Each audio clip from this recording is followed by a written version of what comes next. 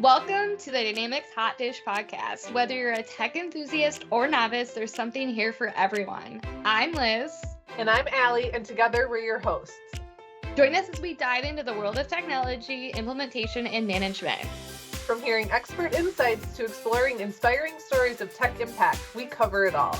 We'll interview technology users, configurators, and leaders where we discuss driving effective tech adoption in businesses. Tune in to laugh, learn, and leverage the power of technology. The future is tech-driven. Let's navigate it together.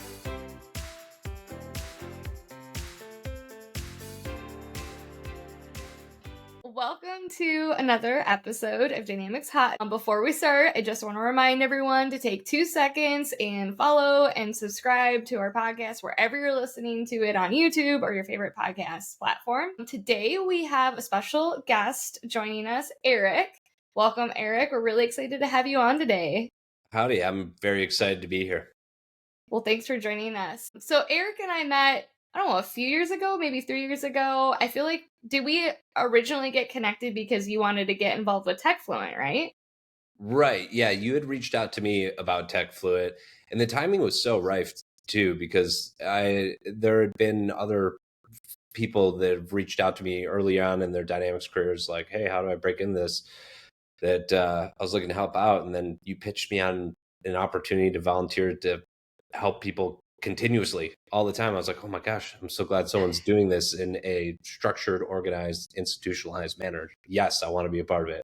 Yeah, and I've really appreciated your help as a career coach over the years with the organization. So I know you were kind of doing it informally before TechFluent. So to share a little bit about your background, and then I'll let you introduce yourself too. But Eric is the owner and operator of Dynamics Store, which is a niche-focused boutique staffing firm specializing in placement in D365 professionals. And Eric, I know we've chatted about this before, but when you're not too busy solving those critical business challenges for your clients, you can find them singing and playing guitar at various spots around Austin, Texas. And I've never gotten to see you perform in person. I've seen your video clips sometimes that you post online. But if I'm ever in Austin, I'm definitely going to check it out. And Eric, what kind of music do you typically play? Right now, I'm kind of hanging out in a country band with a little bit of Southern rock flair, folk music too. You know, it's the folk trio days. It's probably about a solid year and a half. Lots of jam band, country, rock, blues. I mean, it's all cut from the same vein. I'm pretty agnostic. Yeah, I love it. So, Eric, is there anything else you want to share about yourself or your background with our listeners? So, you know, I will share that I grapple every day with how much I love the dynamic space, and it's been almost 10 solid years recruiting in this space, and it's offered the ability, especially the last few years working on my own, to think critically about the market as a whole overall. I love discussing it, studying it. And so by sheer accident, it's almost as if I become this kind of armchair economist of how the labor market works out for Microsoft Dynamics. And that's actually, I think, the most fascinating part and aspect of my career now is be able to discuss ins and outs and trends, which is, I think, why we're here today. Absolutely. I mean, this is something that's super interesting to Liz and I too. And I will speak for myself here. I don't know about Liz, but I don't really get that detailed into it. You know, we kind of hear at a high level, like what layoffs are taking place and what's going on at tech companies in general. But the overall trends and stuff would just be so interesting to learn more about. And it sounds like you do deep dives into that all the time. Yeah, whether I like it or not. People tell me things. Yeah, it's been really fascinating in the sense that, you know, one time I tried to put together like sheer numbers, and I really thought about it, especially when you start an agency, they just have you dial the phone, bug candidates as much as you can. And I tried to put together like some back in the napkin math, and I would reckon at this point I've probably had conversations with like 5,000 Dynamics professionals maybe over the years. Wow. Because what normally happens, what normally happens in at least agency recruitment is that you start as a recruiter, you make senior consultant, then you do team lead, and you get away from the actual recruitment and more of the management aspect, then like director, VP, et cetera. And then you're completely removed from day-to-day recruitment. I love doing recruitment. I mean, I gotta be, again, I grapple with that word love. Like I enjoy what I do, but maybe I do love it. And that's another thing too. It's like love hurts, right? Like the Journey song or something. I think about it. Love hurts. So maybe I do love it, but I just never wanted to stop interacting with the market and the people in it and what's going on. It would be a huge missing part of that. And I think, although I didn't really consciously set out to be an entrepreneur and run my own independent shop, it was sort of a beautiful little accident.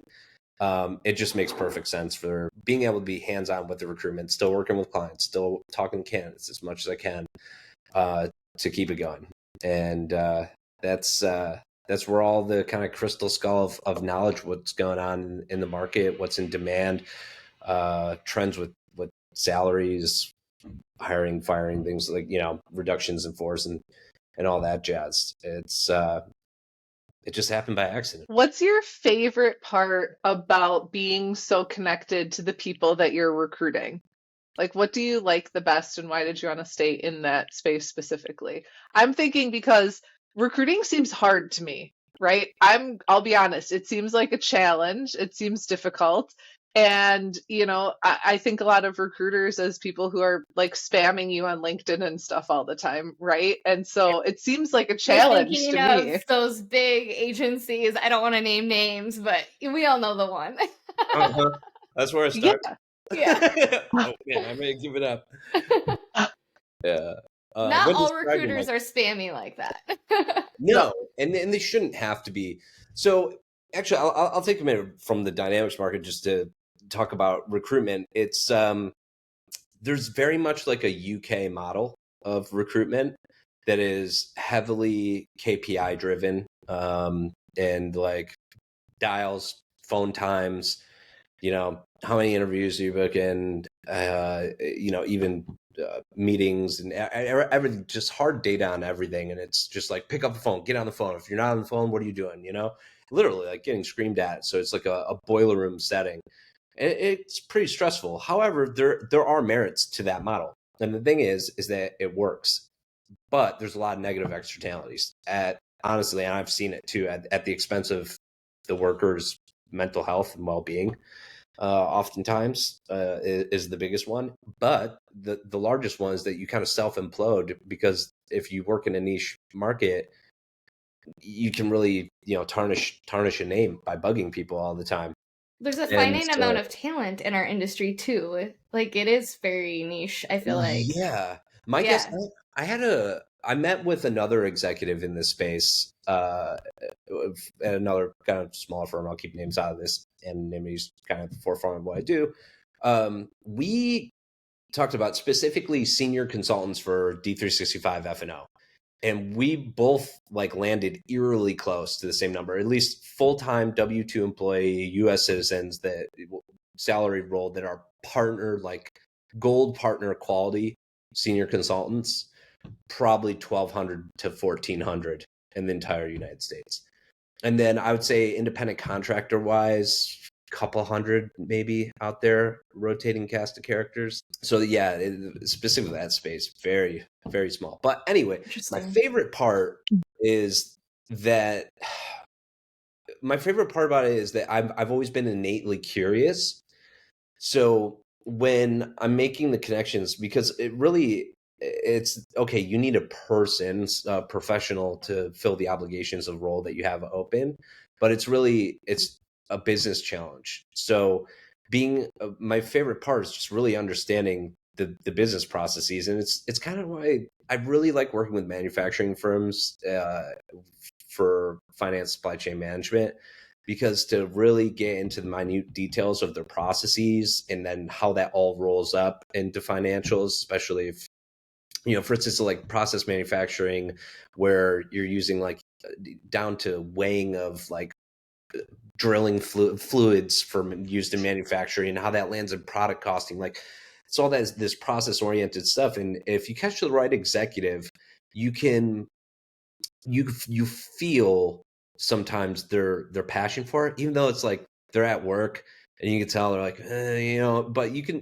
tell maybe the spark, the fire isn't all there, but at one point in time, they, in some days they think this is the coolest thing that they do, and at the end of the day, they're like manufacturing sprinkler valves, what I mean? But like, it's funny as that sounds, but like that stuff's important. That's how the Yeah. world runs. Is these, and particularly with Dynamics clients, most of them never heard of before, at all. So, and you learn about it, and oftentimes they're just started as family-owned operations.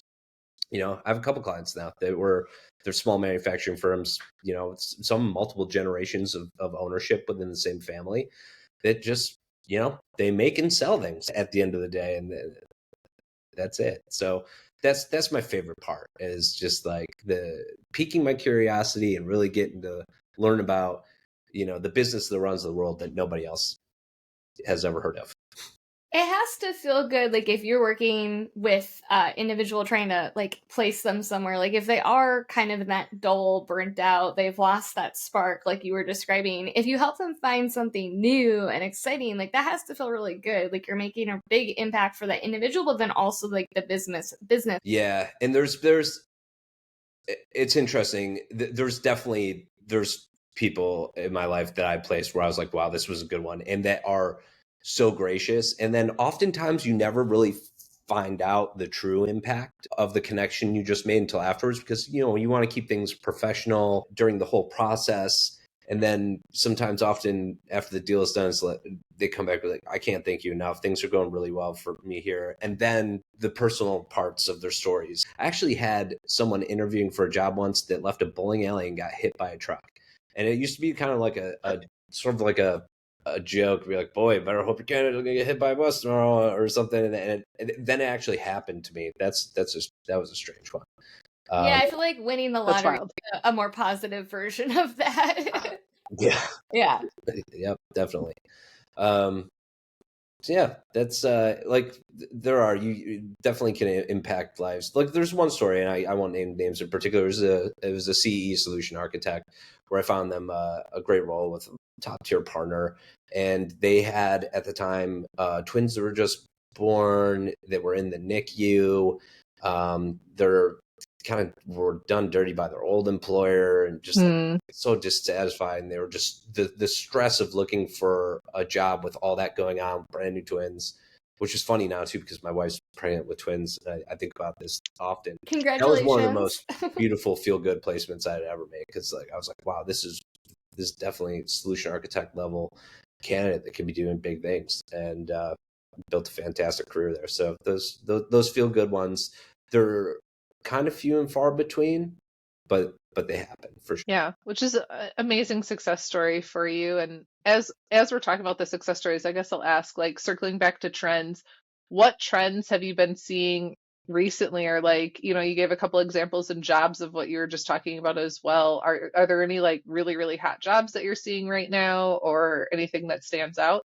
I don't think there's ever going to be enough talent in the Dynamics 365 for finance supply chain management space. Speaking of there's a pretty big reduction force at the largest Microsoft partner in the world. I don't know if we're not allowed to say names here, but for the most part, a lot of the folks caught up in that seem like really senior management, and they'll be okay. When CE started slowing down towards the latter half of 2022, and we started seeing reductions in forces at big places, I was like, I wonder if this is going to roll over into finance and supply chain management. And it didn't. While the big consulting firms weren't necessarily hiring in droves and paying a lot of money for recruitment firms like myself to provide the services that we do, they were still hiring, at least backfills and net news, but mostly their internal recruitment operations were able to handle it, which is good. That's not too bad. You got to be careful what you wish for, because in like 2021, I was like, wow, I almost wish the market would slow down. I can't keep up with everything, and I want to live my life. I was You jinxed us. Yeah. I was like, oh gosh, no, this is so good. Yeah, jinx are pretty good. 2023 was pretty scary, and having a new firm. I just hired my first employee, Carl, who works with me. We've known for several years. Fantastic career. And I was like, oh man, he came on board in June of 22. And I remember I'm like, listen, we're going to figure this out together. Let's make a game plan. 2023 was uncomfortable as a fairly new business owner and operator. But we made it through. And I like to think the market's picking back up now. We're seeing it. And in particular, a lot of end users out there that, that not necessarily even cleaning up messes, but you get through a couple phases of implementation for your CRM or your ERP, and some things went well, some didn't. You don't really have resources in there. You don't, managed services only have a certain basket of hours, and it could be costly. So we're finding a lot of end users open to contractors, even sometimes full-time people, to be able to assist them through a lot of gap fit type items and kind of like wish list stuff and lots of reporting. Power BI, like I think every at least twice, 3 times a quarter, we end up talking to end users like, yeah, we just need somebody to come in and spruce up reports, and that's going along pretty well. I'll tell you what's died down a little bit though is field service. Field service was going really strong. 2020, 2021. I remember a lot of people would see professionals get certified in it. So when you catch them in the crosshairs when you're doing your LinkedIn recruiter searches and you talk to them like, yeah, certified, not so much interested in working with it. And it took me a while to be like, well, why not? Because over and over places, so many partners were I guess I could use the term like desperate for field service resources, but a lot of folks were apprehensive to steer their career into that because you'll eat, live, sleep, breathe everything field service. Is that robust enough of a platform? But it seems like a lot of people didn't steer their careers that direction as much, and so there's still a bit of a gap there for I think a net deficit for labor altogether. However, it's not something we're seeing all the time. Like people begging us, please find us field service solution architects. That's something that slowed down a bunch. And it doesn't surprise me at all what you said about the Power BI either, because I can kind of feel that changing too, of just everybody wants reports, right? Everybody's getting more into the analytics of their business and recognizing Power BI as a great tool to be able to do that. And a lot of times there's such a high need there that you need someone else to come in to be able to like get all these reports going for you because everybody has so many ideas on the metrics they want to see. Yeah. Not to mention real time. I have a client currently that I think it was last November. They went live on with the finance supply chain management, and all the reporting rolls into Power BI. And they've been in business since like the 1970s. And this is the first time they've actually had real time data, to the point where they're like, wow, we have all this cool data that's in real time. It's like, now what do we even do with it, and what else can we do? So I was like, all right, cool, I'll send someone your way. And again, it's like things on like product costing, right? Seeing what materials are costing you the most and where you can work a little bit more efficiently in your manufacturing process. So yeah, it's and those, again, that goes back to what about the exciting part of my job is like kind of intimately learning what goes on in the day-to-day business and what's on the minds of executives at the manufacturing firms, again, that I think are just so cool because this place makes medium voltage components for like natural gas and utilities. And it's like, to most people, but to me, I'm like, literally like, the energy that's powering this computer right now and making everything like, if firms like this didn't exist, the world shuts down. So it's a cool reminder of the neat interdependency of the human race to survive and thrive as a species even though at the end of the day, it's just like, hey, could you make the software work? You know? Yeah. So there's a product we haven't talked about yet, Business Central. Do you do a lot of BC placements, and like what trends are you seeing around BC right now? So we don't do a ton of Business Central placements, but I do have former colleagues of mine that work in that space on the sales side, small partners, and I have placed a few Business Central folks. And most of my clients, at least on the partner side, at least 3 or 4 of them have Business Central practices. They just don't necessarily have like large budget for recruitment. So I don't find myself recruiting for much, but I get to know what's going on. And it's interesting because during at about like 2018, 19, the writing was on the wall. GP is going to go ahead and says, but we all know it's never going to die. It's like GP is like the cockroach. It'll hang on forever. Yeah. Yeah. But a lot of places were just kind of like moving their GP practice into Business Central practices. And the thought was like the next logical step for GPN users would be to go move into Business Central. But really, nobody saw the pandemic coming.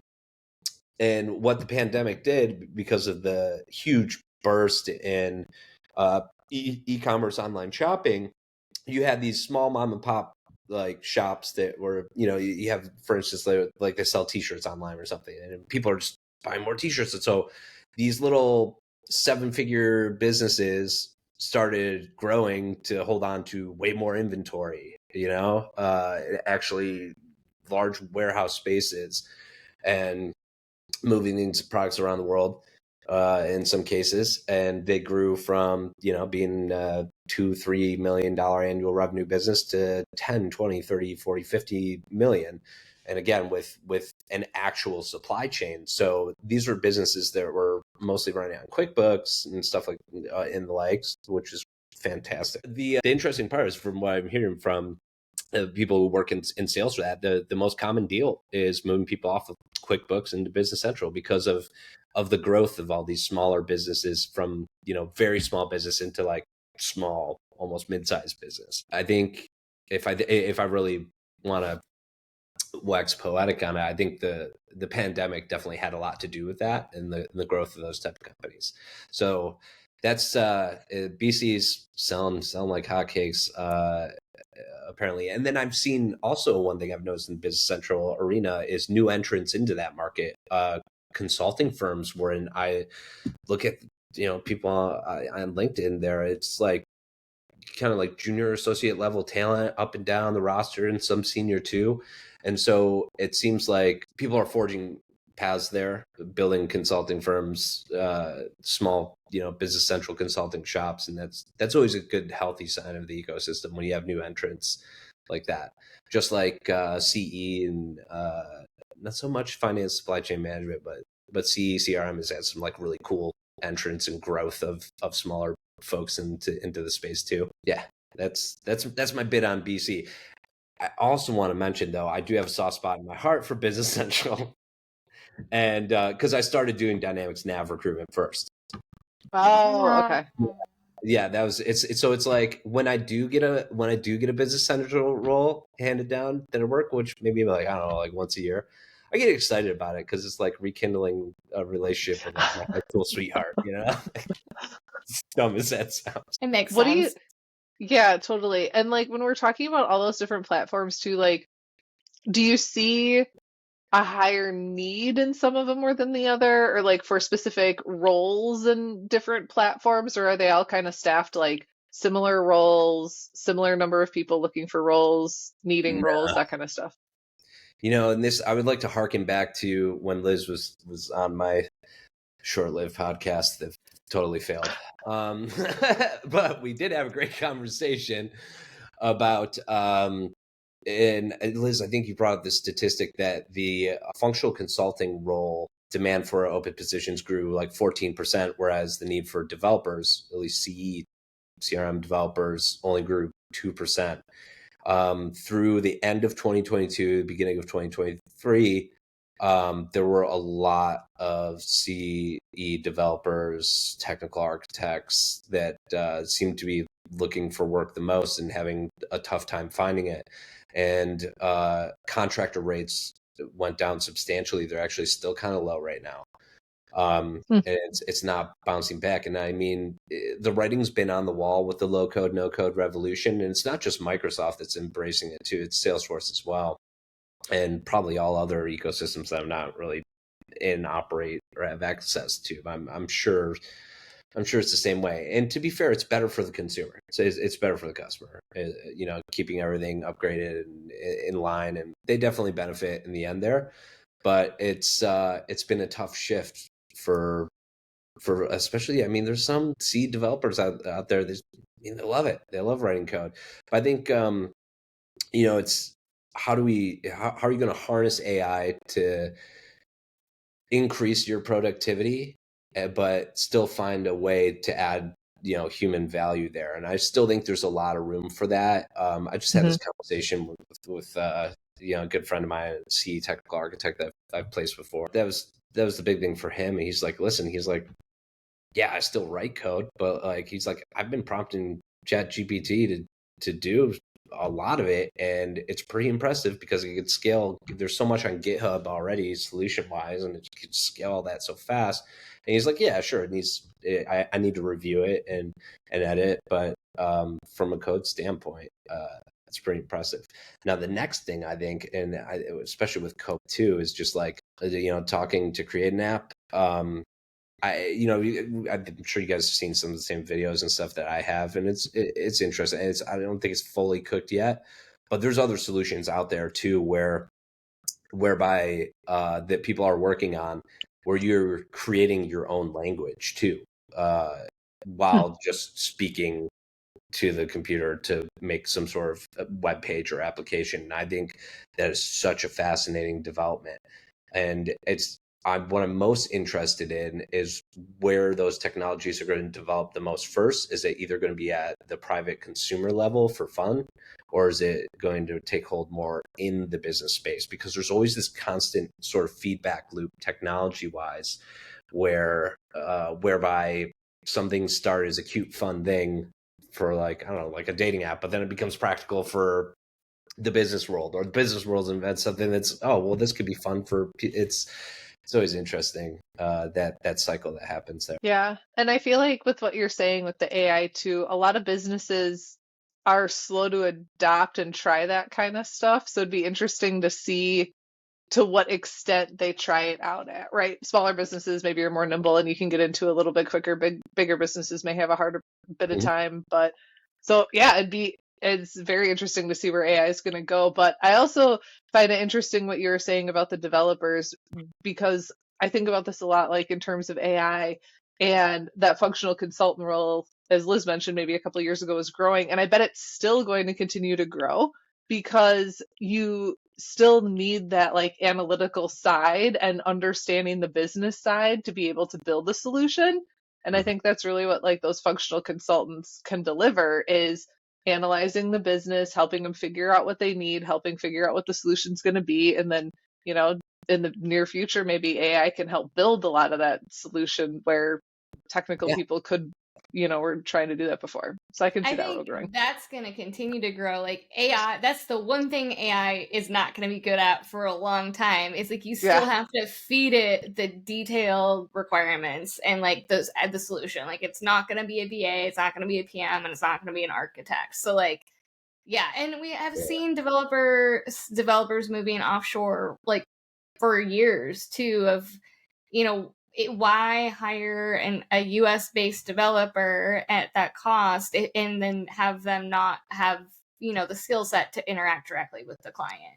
Yeah. So it doesn't surprise me. I've also heard a lot of people blaming AI for the slowdown and like the uncertainty that it's causing with just the future. What are your thoughts on that, Eric?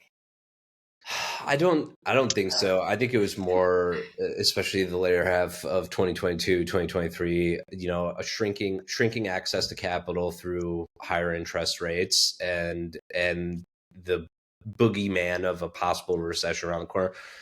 Whether or not we're in one or one through one, who knows? You know, it's debatable. Good question. Yeah. That's like, and what defines it. I don't think AI is what has caused the slowdown in our industry. If anything, I see it being beneficial to a continued aiding tool to increase output. And the thing is here too is that I guess I have kind of like a myopic view, right? Because when I speak to clients, especially end user clients, like when they're talking to a recruiter, something's usually wrong. Although every once in a while, sometimes things aren't that bad. When I talk to people, I'm like, why do you need somebody? I'm like, I don't know. I think we just did that anyway. But it's so there's very much still demand for either business analysis, consulting services, customization, configuration of all of the Dynamics platforms, right? It's still very much there. And there's like a huge disconnect between the professionals and the end users at large, which is part of the reason why I exist. And perhaps maybe there's a better way that AI can connect the ecosystem together. In a very long answer, I don't think AI is what caused the economic slowdown. I think we just printed too much damn money, you know. And Darn COVID. yeah. And I agree, and I hear a lot of what you're saying there too, because really that should be the goal of AI, is everything you just said, is taking out the monotonous stuff, making that easier, making everybody be able to work on more value add stuff as well. And going back to what we were talking about with developers too, I mean, if you can use AI to help write code, think about how much more they can achieve and how much more you can get done in a shorter period of time. Whereas development I think about FNSCM, look, right term, but like development there always feels like it takes a long time, right? And especially comparatively to Power Platform and CE, at least from my perspective, feels like it takes a long time. And maybe there's an opportunity there for AI to help write code and get it done quicker, right? So more customizations can take place and things like that. And so that's really what I could see AI helping with, right? Is just streamlining, and then you can get more done in a shorter period of time. You just made me realize that I have not spoken with a finance supply chain developer in a very long time. And now I need to get one on the phone and ask what's going on there. And if, AI is being used to write I'm one would think. I don't know. I don't see why it couldn't be. Yeah. Eric, you made a comment of like AI could replace the role or a large percentage of like what the typical like work is for a recruiter. And I wanted to ask, there are organizations already kind of building solutions like that. Have you heard of Future Fit? Future Fit AI. Okay, so that's a recruitment platform? Yeah, so it's built on OpenAI, and I'm sure I won't do the summary justice, but I'll send you the link. We'll put it in the show notes, and I'll do my best to explain it. But it's basically a chat bot that crawls the web, that connects to over 40 different job boards, and it interacts personally with the individual that's looking to upskill or look for a job. So it's a combination of like their personal, like their resume, their profile, what their goals are. It suggests free learning resources to fill in the gaps that they needed for their ideal job. And then it presents job opportunities to them. So it's like this coach, this AI coach, to help someone navigate the upskilling and job search process. That's pretty fascinating. I like that it's focused on helping to upskill people too. We all have, gosh, it just feels like some days you're at the base, staring up at the summit, and you're just like, I want to be that. I want to be there. How do I do it? And it's neat that you kind of can have a little AI Sherpa holding your hand and dragging your ass up the mountain, Not that it would ever replace like an actual person recruiter or mentor, but it's just another tool, right? So that, if you're sitting there and you want to chat with it on your phone, like it's immediate access to resources and to jobs and not having to wait to like talk to a real person. So that's the big thing, to talk to a real person. So my ideas surrounding the future of recruitment, as far as what the machines handle too, is that we're coming into, I don't want to bring like age into this, but I have a feeling like you and I are roughly the same age because of like, we've had this conversation before. We're like solidly millennials, right? We Yep. are a generation in flux, right? We can remember zero internet, or at least like just only dial up, for some of the newer millennials. But we're the first generation who really are balance our analog and digital lives, and we are starting to run the show now, as far as in executive positions, decision making. The next generation of talent and labor underneath us is a different story. I mean, I reckon to say Gen Z, the majority of their life's experiences, at least what I see of them, is digital. And so I think that that's going to spread to the recruitment. So my idea surrounding that is like, why not curate like a very user-friendly UI, this kind of concept of, customer experience, CX, experiences that big companies have for sales processes, service, customer service, anything, right? The concept of customer engagement, why not take that to recruitment, right? Why not have it take you on a digital journey as the client and the candidate, all to the point where, like, you upload a resume, AI redoes it for you, automatically matches up the keywords, but then like also mixed in like, hey, we noticed like you are qualified for this job or this job versus on our AI matching, but would you like to speak with a recruitment concierge? And then have it so that you just the schedule through via Teams and your calendar, everything Microsoft Power Platforms all shared. They could click a time to meet with, the recruiter. And so, instead of the emailing back and forth, one spot where everybody can go to where they're like, oh, I'm going to speak to an expert if I need to. But why not collect all the data up front, like the simple stuff, like, okay, what platform? All right. And, what type of, could you need contractor or full time? So I think those things are very much coming. And I actually had some interaction with a place that has a front end experience like this to their style of recruitment in the Salesforce space. As far as I know, I don't know if folks are doing it in the dynamic space yet, but I got some ideas brewing. Could be the hot new business idea. Yeah. And it makes me think of like the communication preferences. Like you think of boomers and they want to talk on the phone. You think of millennials and I guess we like to like text or email, right? And I actually had this scenario where I was having a hard time getting a hold of someone through email and someone was like, well, have you just called their direct phone number like without scheduling a meeting? And I was like, no, why would I do that? Because I'm a millennial. And I did, and it didn't work. It went to voicemail, but I was like, this is strange. Like I haven't done this in like since the pandemic, like since I sat at a desk with like a landline. But like Gen Z, I'm sure has a different approach, like communication preference than millennials, and it probably is more digital even than we are. And it makes me think of the sales cycle too. Like I hear a lot about how consumers are more informed and like to kind of shop around and do their own research, and they are like delayed in when they want to engage and actually talk to like a salesperson. And I would have to imagine that that's the same trend in recruiting because it is very similar to a sales cycle. To me, it feels like, yeah, the research component on your own before you want to talk to someone. Yeah. And there's a serious art to it once you do it for a while of crafting and curating the best message possible to deliver the point across of the role that you're sourcing for, getting that in front of the right eyes and making it just long enough and just enough details to seem very real, but also vague enough that you're not automatically disqualifying. And then particularly within the dynamic space, because of their terrible branding for their business application, names changing all the time. What do we call them?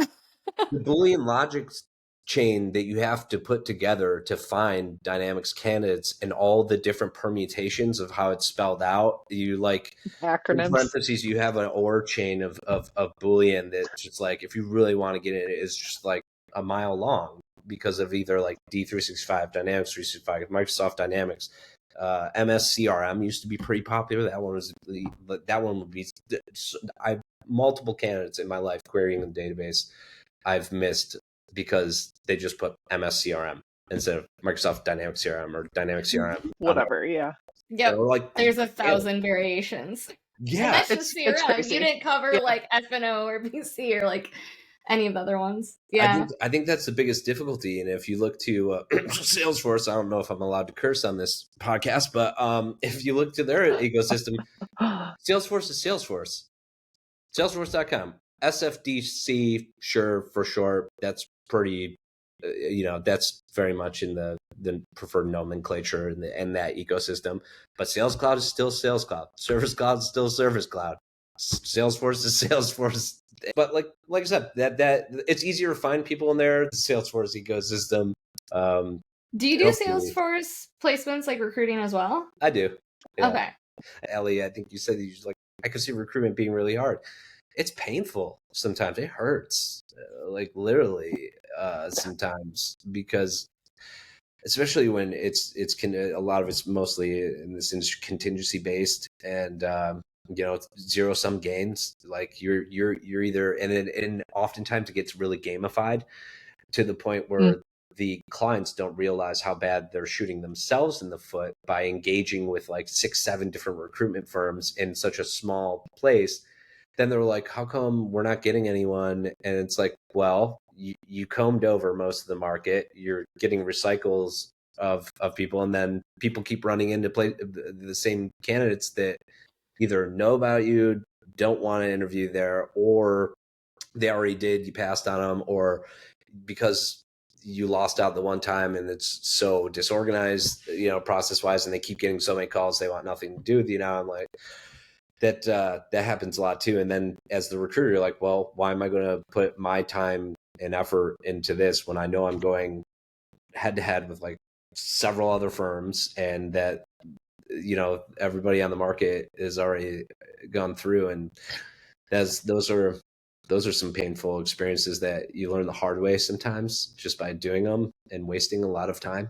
Well, I know we're running up on time. Allie, was there anything else you wanted to ask? I know we had some other topics, but maybe we should talk about follow-up episodes and to stay on the... I know, I think we definitely should do a follow-up for sure. Yeah. I talked. I'm sorry. Oh boy. No, I hope we it's can edit this to 50 minutes. Yeah. Cool. Well, thank you for having me. It was an absolute Well, we pleasure. do have one more question for you. Ooh, okay, one more. Okay, the signature question. It has to be the signature question, and it's the best question. And you're in Texas, so we'll test your knowledge of the Midwest. But what's your favorite kind of hot? Do you know what a hot dish is? Like a hot plate that you make food on? No, so it's like a casserole. So in the Midwest, it'd be like tater tot, hot dish, casserole. But so like, what's your favorite type of like hot casserole dish? Ooh, wow. Okay, so you know what's it's interesting. I just got turned around on this. Now I would have a different answer, but recently my mother-in-law brought us a Southwest chicken a la king casserole.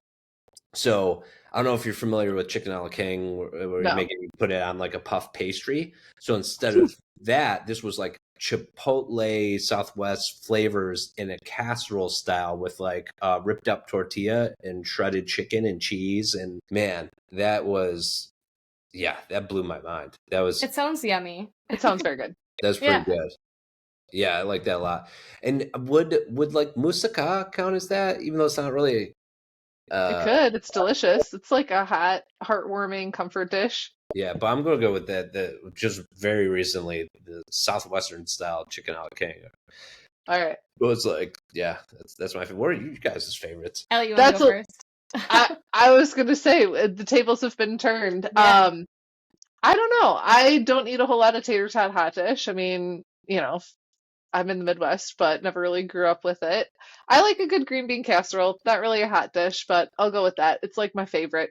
Fresh green beans all the way. Slivered almonds in there. No almonds. I do the crunchy onions on top.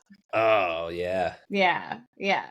I also don't eat a lot of hot dishes anymore because they tend to have a lot of like tots and cheese, which isn't too healthy. But growing up I did. And I don't think it's a real recipe. And our listeners have probably heard me tell the story before, but it was my grandma would make it. It's called Chicken Yummy. It was literally chicken, cheese, and croutons. No vegetables. Oh, yeah. Wow.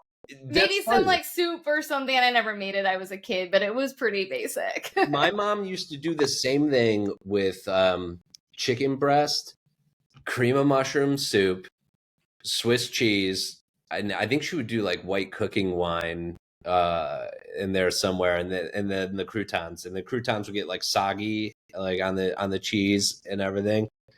Yep. Yeah, I don't There know you go. exactly the same. Yeah, that slaps. What do you call that chicken cheese dish in your family? She didn't even have a name for it. You know, she's like, I'm my mom, she's like, yeah, I'm making the thing with the chicken and the cheese and the croutons. And so there was literally no name, but you said chicken yummy. Just chicken yummy. I like that. I mean, we didn't have a name for it. I either. love think that, someone though. just That's so made that cute. up. So I've never seen a recipe for it. Like, Yeah. Oh, it's all about the texture of the soggy croutons too, and it with the cheese. Oh gosh, yeah. well, you're the first person that's like knew what I was talking about. So I'm glad you had a similar recipe in your family. Yeah. And I mean, Yeah. to be fair, the you know, I'm from the Finger Lakes region of New York, which is, I guess, mid-Atlantic, but I feel like Rochester and Buffalo definitely share more in common with Midwestern cities for sure. Kind of like the Rust Belt ones, you know, Detroit, Cleveland, Buffalo, Toledo. Chicago's kind of its own thing, but I feel like those are all kindred spirits. Milwaukee too. Yeah, I can see that. For sure. Looks great. Yeah. All right. Well, Thanks. good. Now that we got to answer our own question about our favorite hot dish, which I love, No but one's asked you we'll your definitely thing? have to do some. No, I don't think so. Not that I know of. Oh. But Not in a long time. not in a long time. But we'll definitely have to talk follow-up episodes, Eric, because I know we had a list of topics we wanted to get through, and we got through one of them. So we'll get Yeah, and through I'm some kind other of ones. itching my for fault. the egg topic, so we gotta find a time to talk about egg because, like, I want to talk about that. Okay. Yes. Yeah. I'll come back anytime that you guys would like to have me. Well, thanks for your time. Thanks for joining us. We appreciate it. Thanks for having me. Have a great rest of the afternoon. Thanks, Eric. Bye. Thanks for tuning in to Dynamics Hot Dish, your go-to podcast for all things Dynamics 365 and the Power Platform. If you found this episode helpful, be sure to subscribe and leave us a review on your favorite podcast platform. And don't forget to follow us on social media for even more insights and updates on the latest trends and best practices in business applications and low-code development. We'll be back soon with another delicious serving of Dynamics and Power Platform goodness. Until then, keep innovating and building great solutions.